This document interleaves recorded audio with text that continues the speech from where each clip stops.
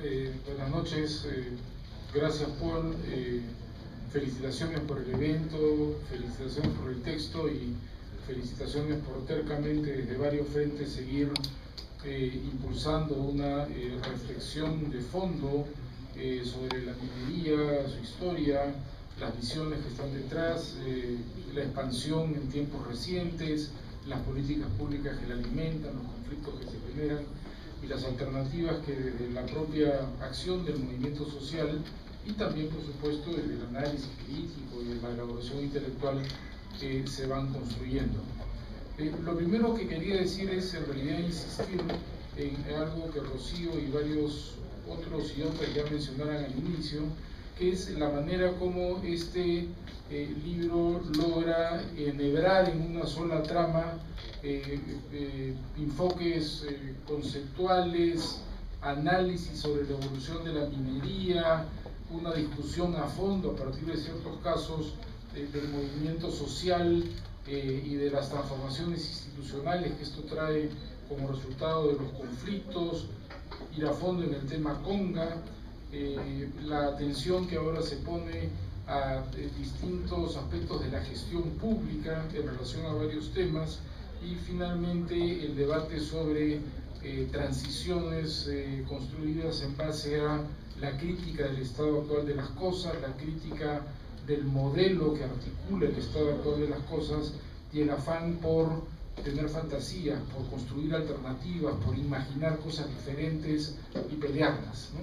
Entonces es increíble el libro porque combina todo, y todo esto está mezclado además con testimonios de vida de dirigentes, como ha resaltado Rocío, y entonces realmente le permite, ¿no?, a quien se dé el tiempo de leerlo, de mirarlo, tener realmente una visión multidimensional, ¿no?, histórica, conceptual, presente, con perspectiva hacia adelante, de lo complejo de este asunto de la minería y todo lo que orbita en torno a ella. Sé, soy testigo de que por eso mismo sacarlo ha sido harto complejo, porque no todas las tardes uno junta 40 textos, ¿no? Eso no es broma, es una chambaza. Y entonces realmente yo creo que hay que agradecer el esfuerzo hecho al programa y a todos los que han estado metidos en esto, porque realmente permite tener en una mano 40 entradas diferentes a un tema que necesita 40 entradas diferentes, si es que no más. Eso para mí es lo primero que quería resaltar. Lo segundo es que, como suele ocurrir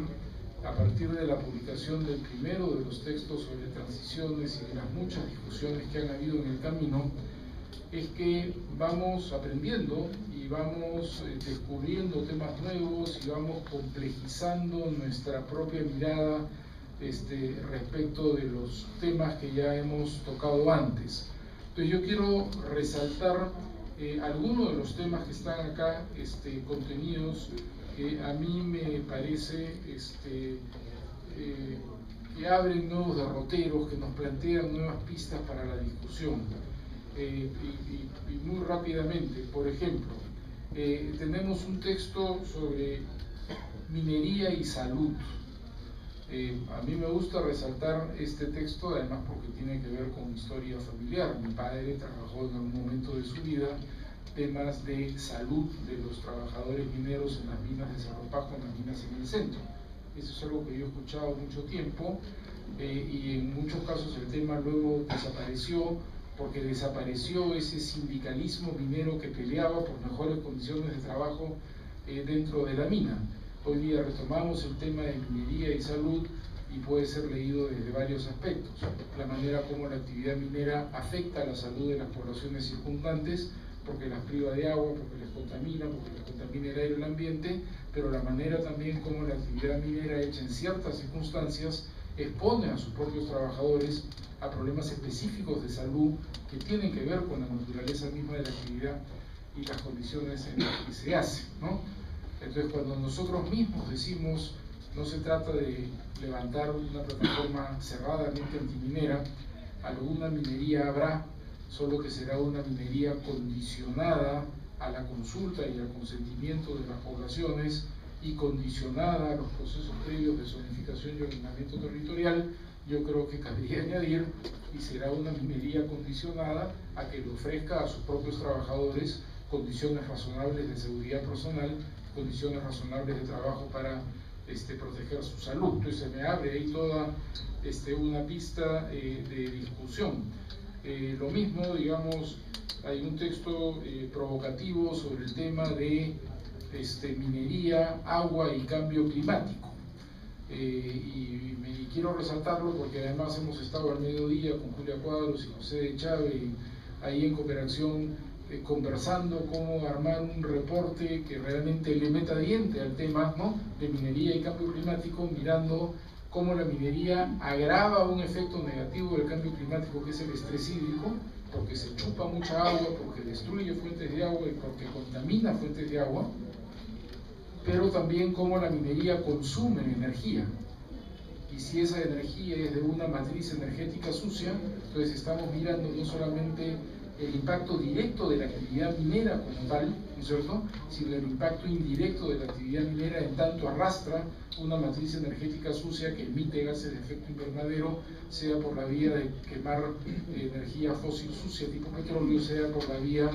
de demandar grandes proyectos hidroenergéticos que todos sabemos que terminan emitiendo más gases de efecto invernadero que el petróleo que se usaría en vez de hacer esos grandes proyectos hidroenergéticos. Entonces me parece que por ahí también vamos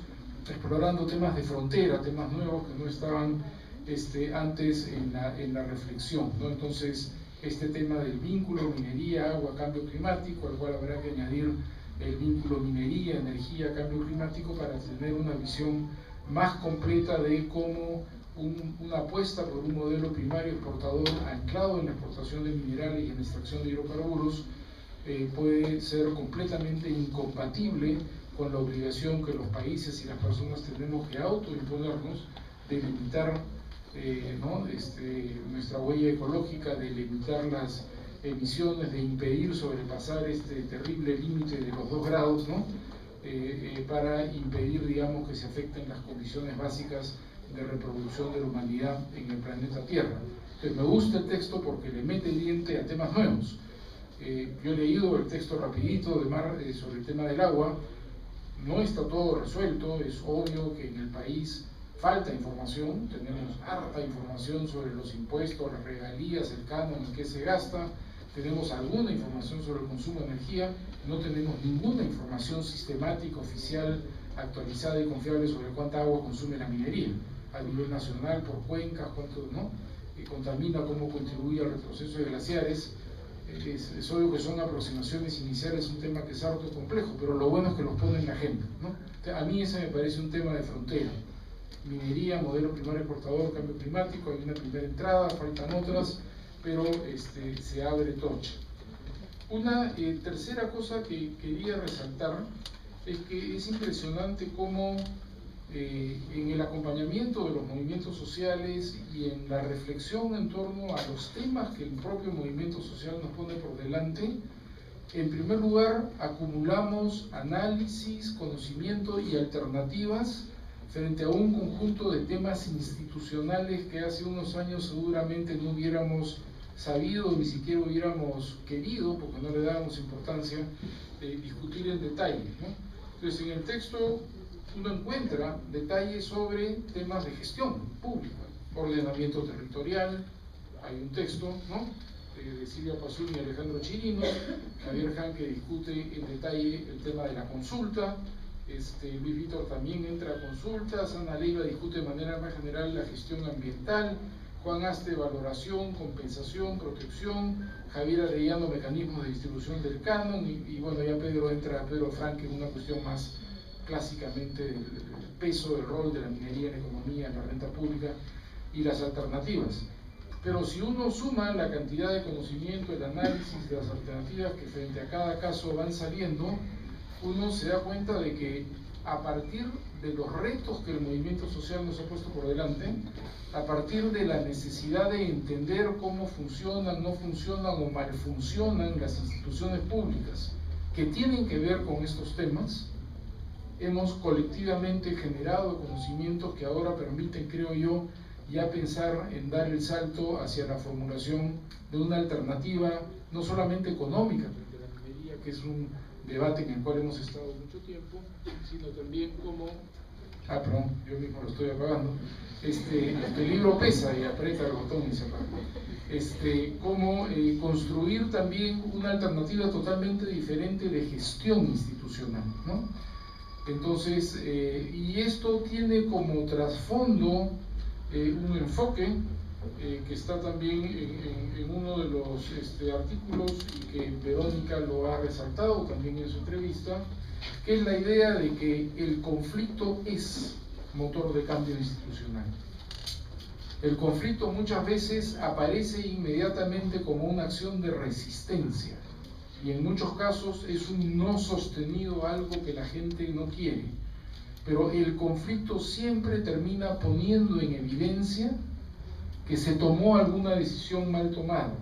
y termina desnudando cuál es el sistema de toma de decisiones que está detrás de esa decisión mal tomada. Cuáles son sus falencias, sus carencias, cuáles son sus problemas, cuáles son los intereses que se expresan y a quién sirven. Y por tanto abre siempre la puerta a un debate sobre cómo redefinir ese sistema de toma de decisiones. Y en el caso peruano reciente hay dos cosas que son clarísimas. Tenemos ley de consulta por el baguazo.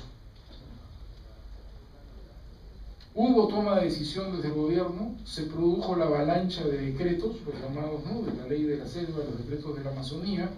El Estado aprovechó de una delegación de facultades para legislar en ciertas materias y contrabandeó cosas para meter agroindustria, forestación comercial, cambio de uso de suelos, relajar los mecanismos comunales para la toma de decisiones. Reaccionó la Amazonía, reaccionó EDC, hubo dos huelgas generales, al final hubo el baguazo.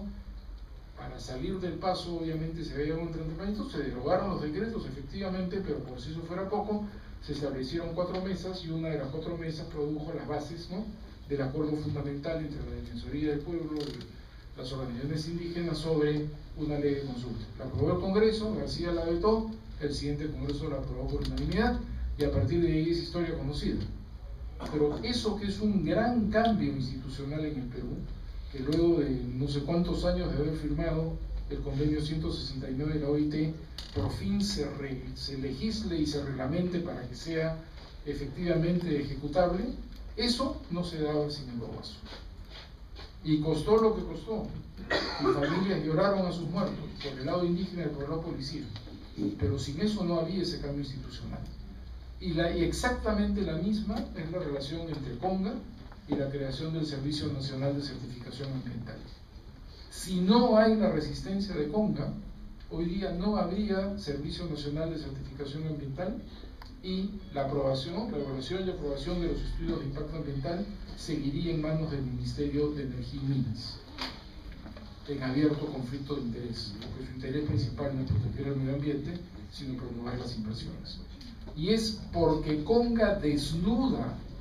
la manera ya absolutamente insostenible y absurda en que se siguen evaluando y aprobando estudios de impacto ambiental en el Perú, que se abre el espacio para la pelea donde el Ministerio del Ambiente le quita al Ministerio de Energía y Minas los estudios, ¿no?, y se abre este curso trabado, mal hecho, lento, en fin, lleno de problemas, pero que a la larga terminará diciendo, bueno, un buen día en el Perú, y fue el último país en América Latina en hacer eso, para nuestra vergüenza, pero un buen día en el Perú a alguien se le ocurrió que el Ministerio del Ambiente tenía que hacer su chamba, que es cuidar el ambiente y por tanto evaluar y aprobar los estudios de impacto ambiental, y no el Ministerio de Energía y Minas o cada uno de los ministerios que promueven proyectos de inversión. Pero en conversas en privado lo reconocen las más altas autoridades del Ministerio del Ambiente. Se nace, entre comillas, gracias a Conga. Y si el Perú ha dado un pequeño paso en su reordenamiento institucional para una mejor gestión del ambiente, 5 nombres y 5 familias enlutadas, ¿no es cierto?, a ellos se lo debemos, y a la resistencia de toda la organización rondera de Cajamarca en torno al tema Conga. Entonces me parece que hay bastante avance en términos de análisis institucional y hay una mirada más de fondo que nos dice el cambio institucional en muchos casos nace por el conflicto. Es el conflicto el que desnuda las cosas que no funcionan y que obliga al país a pensar en alternativas frente a esas cosas que no funcionan. En este caso, ley de consulta y traslado de los estudios de impacto ambiental de los ministerios que promueven las inversiones al Ministerio del Ambiente. Falta, por supuesto, el diseño es centralista, los gobiernos regionales y locales no están, el Ministerio del Ambiente no le da la gana de terminar de sacar ley de ordenamiento territorial. Hay varias peleas que faltan, pero indudablemente es mejor que esté en ambiente a que esté en energía y minas. Y finalmente, claro, ya toca acá ser juez y parte, pero la última sección, como debe ser, tomando de todo lo anterior y bebiendo de todas estas fuentes, yo diría 1, 2, 3, 4, los últimos 4 textos nutridos de los previos 36, ¿no? Ya exploran, digamos, el tema de las alternativas al desarrollo, ¿no? En este caso, con José nos tocó preparar un texto sobre una nueva minería en el Perú, que después terminó siendo la base, ¿no? El corazón, digamos, de un texto que terminó siendo suscrito por organizaciones políticas de izquierda, ecologistas, progresistas y sobre todo por un conjunto amplio de organizaciones sociales que se llama Por una nueva minería en el Perú. Entonces es un documento mucho más rico, digamos, que aquel que está acá por los tiempos, ¿no es cierto? Porque es un documento que fue sometido a algunas consultas y revisiones, pero que en fin a mí me parece un ejemplo súper interesante de cómo desde el propio movimiento social y desde quienes, desde la actividad académica, de la reflexión, de la investigación, del activismo ilustrado, como quieran llamarlo, hemos escogido acompañar al movimiento social y estar atento a las preguntas, ¿no? Y a las reflexiones que de ahí surgen, y luego cómo llevando esto a nivel de formulación de políticas públicas y consultándolo con partidos y con organizaciones sociales, cómo puede salir para un sector, en este caso la minería, una propuesta, yo diría, bastante redonda, que plantea alternativas serias de cómo esto podría ser manejado de manera diferente, cautelando derechos humanos, protegiendo los derechos del ambiente, protegiendo los derechos de pueblos indígenas, pensando no solamente en la rentabilidad de corto plazo, sino en la sostenibilidad de las cosas en el mediano y largo aliento. Y me atrevo a decir que debiéramos ser capaces de hacer lo mismo para la pesca, de hacer lo mismo para la agricultura, de hacer lo mismo para el turismo, de hacer lo mismo para la gestión del agua, que es un tema transversal, digamos, que toca a todos los sectores antes mencionados, y así sucesivamente, de ir construyendo, digamos, colectivamente en esta interacción entre la reflexión académica, política y la acción social y los actores del movimiento social, ir construyendo alternativas coherentes, articuladas, estratégicas frente a cada uno de estos nudos, digamos, que enfrentamos en el país, en donde el uso de los recursos naturales ha sido capturado por sectores de gran empresa monopólica en alianza con un Estado que lo único que piensa es en la renta que va a conseguir para el presupuesto del próximo año y que no piensa en las futuras generaciones. Entonces creo que lo que se logró hacer acá en diálogo en torno al tema minería, debiéramos ponernos como reto abrir más la cancha y trabajar otros sectores y de esa manera ir construyendo poco a poco y de a pedazos las bases programáticas, ¿no? De una propuesta de manejo político sustantiva y radicalmente diferente del país, que no sea administrar un poquito mejor lo que ahora encontramos, sino realmente darle vuelta y repensar las cosas desde una raíz diferente. Muchas de estas propuestas sobre nueva minería y muchos de los temas que están aquí tratados de manera parcial en torno a aspectos de la institucionalidad, también en un proceso colectivo con varios que están acá, hemos tratado de irlos articulando en esta discusión de la crítica al extractivismo que tenemos en el país, en su cara neoliberal, también constatando las limitaciones de este otro extractivismo más nacionalista, redistributivo, en algunos casos con mucha mayor soberanía sobre los recursos que se vive en Bolivia, en Ecuador, en Venezuela, pero que no logra romper con la lógica misma extractivista de dependencia profunda de la extracción de minerales e hidrocarburos, y hemos articulado muchas de estas ideas en lo que ya colectivamente creo que es un producto con copyright, mucha gente lo hizo, es esto que llamamos la transición post-extractivista, ¿no? La apuesta por algo que se base fundamentalmente en el uso sostenible de los recursos naturales renovables y no esta apuesta ciega que se basa en el uso insostenible de recursos naturales no renovables. Y creo que al final esa es la tarea, ¿no? De ir construyendo una reflexión colectiva que nos permita imaginarnos como este colectivo y como varios otros colectivos un país que podamos manejar de manera radicalmente distinta, de manera tal que combinemos la satisfacción de las necesidades de las generaciones presentes con la preocupación por que las futuras generaciones dispongan de una dotación mínima de recursos naturales renovables sobre las cuales construir sus propias opciones de vida. Gracias.